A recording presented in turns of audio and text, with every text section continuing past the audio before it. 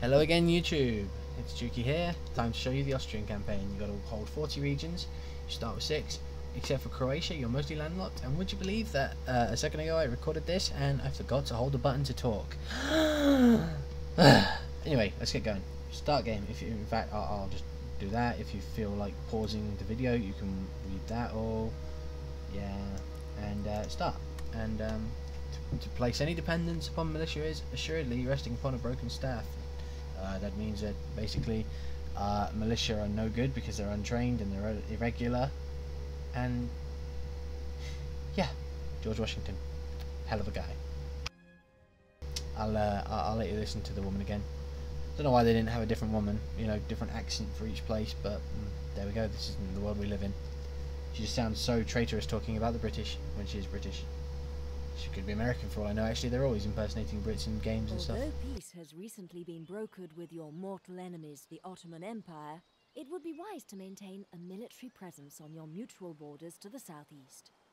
For instance, in the recently reconquered Hungary and Croatia, you may be required to immediately restore public order to satisfactory levels, along with missionaries to halt the spread of Islam in those regions. These regions certainly require urgent military reinforcement. Protestantism is spreading like a disease through the German regions of Rhineland, Hanover and Saxony. And although many people still follow the true religion, in some cases their heretical rulers do not. If too many of the population convert to Protestantism, invade their territory and bring the true religion back to the people. There may also be the possibility of expansion to the north and east, especially if Protestant Prussia tries to unite German-speaking lands under their banner. They may also try to partition Poland for the same reason. If this occurs, Russia could also act against Poland, so it may be necessary to invade Poland to prevent the Prussian and Russian empires from becoming too large. Wow, she thought about that a lot more tactically than I did. So yeah, you're Catholic, and these places are starting to become Protestant, as she said, and Poland is there, and West Prussia's there, and Prussia's there. Just trying to think of what I can tell you, really. You're landlocked, except for these two countries here.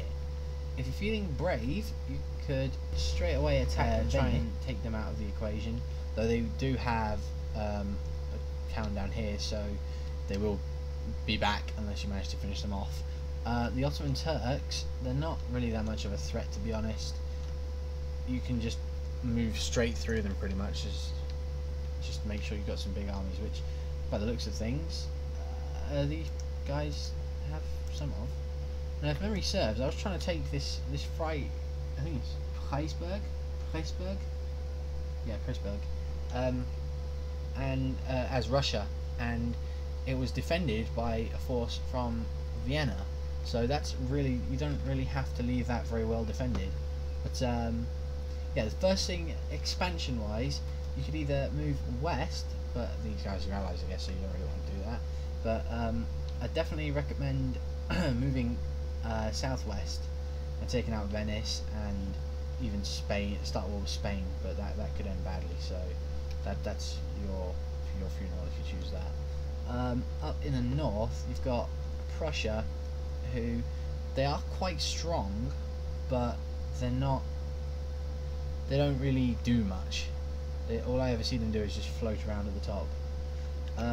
As for going east and northeast, the Poles and Lithuanians become really powerful if you don't look at them, and you know, well, looking at them won't make them less powerful, but if you don't pay enough attention and just whittle down their numbers here and there. As you see here, I'm not even going to try and pronounce that. Elwau, if you're from New Jersey, that's totally undefended, so you could probably move in there within a couple of turns. This is probably going to be your easiest route, especially since the Russians themselves aren't actually that powerful. They have a lot of outdated technology, and yeah, if you can get to Crimea before they can, then you know that's only 2 territories. You could even skip this one, just go straight through it if you want. In fact, that's not even defended. You could literally just mosey on into Crimea and screw the Russians up big time. Um, Going south, I don't know. You could try and get some ships down here, some shipping, or you could try and take some of the islands. But definitely, I think the best option is to go east. As for colonies in India and America, you have none. Only do that if you're going to actually try out there, because it's going to take a lot of effort to make any kind of impact. You could probably take some of the pirate territories like Antigua, and yeah.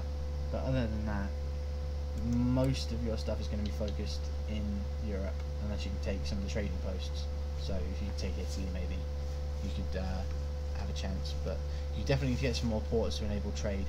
As for diplomatic relations, let's just have a look when it decides to load. Most places are indifferent to you, but you can get some good shipping out there. You're allied with the Dutch and UK, as well as Bavaria and possibly someone else. Yeah, there you go, Savoy. But Westphalia and Württemberg. But if we just list them here, there you go. You've still got a lot of trade routes that you can open up. It's just a matter of finding, nations that you want to keep as friends and those that you want to attack. Other than that, there isn't really that much left to say. Austria's a pretty standard campaign. You could move through some of the old German places and up north and take out Sweden and Denmark, but I'll leave that up to you. In the meantime, this is Duke out.